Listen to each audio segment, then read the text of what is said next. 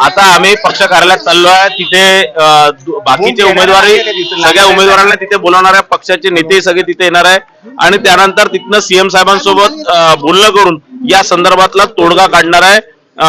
याच्यात बाकी सगळ्या कार्यकर्त्यांच्या भावना, दोन्ही भागातील अभ्यंगनगर आणि त्या भागातील कार्यकर्त्यांच्या भावना, हजारीपाडच्या कार्यकर्त्यांच्या भावना हे सीएम साहेबांना सांगणार आहे. आज जे झालेल्या सगळ्या गोष्टी, कार्यकर्त्यांचं मत सगळं सीएम साहेबांसोबत बोलून मग यामध्ये सीएम मुख्यमंत्री साहेबच याच्यात शेवटचा निर्णय देणार आहे. इतका आक्रोश होते आहे, कशी तुम्ही हे सगळी भावना समजून सांगणार आहे का? कुठल्याही परिस्थितीत जर दुसरा उमेदवार दिला तर आम्ही मतदान करू देणार नाही असंही जे आहे ते म्हणत आहे?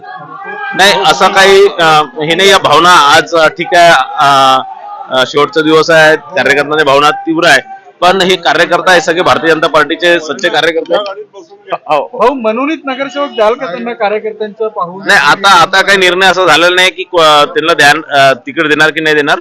आता आम्ही पक्ष कार्यालयात चाललो, तिथनं हा निर्णय होणार आहे आणि तिथे कोणाला काय ऍडजस्ट करायचं ते तिथेच निर्णय होणार. आपण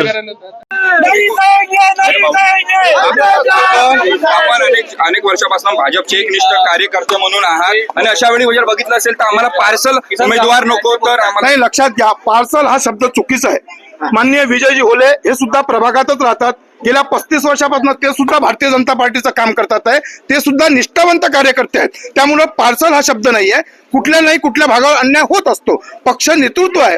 पक्ष नेतृत्वांना निवड करताना खूप मोठा विषय आहे. 2000 लोकांनी अर्ज टाकलेले आहे, त्यातले 151 निवडायचे आहे. या प्रभागामध्ये 49 लोकांनी अर्ज टाकलेले आहे, त्यातनं 4 निवडायचे आहेत.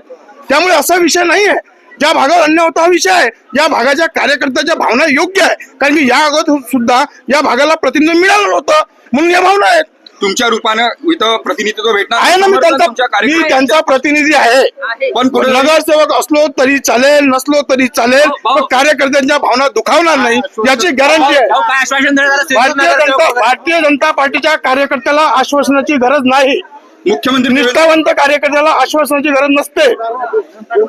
देवेंद्र फडणवीस यांची कुठे भेट आहे तुमची? नाही, आता परिणीजींना माहित, परिणीजींना सांगितलं आहे की आपल्याला जायचं आहे आणि मी त्यांच्यासोबत चाललोय. कुठे भेट आहे, नागपूर का मुंबई? त्यांनाच माहित आहे कुठं नाही जात. पण नक्कीच आहे का भेट होईल मुख्यमंत्र्यांची आणि त्यातनं सर्व चांगलं होईल. काहीच चूक होणार नाही. स्वीकृत नगरसेवक वगैरे काही आश्वासन नाही, असं काही आश्वासन नाही. आणि आश्वासनावर जगणारा भारतीय जनता पार्टीचा कार्यकर्ता नाही.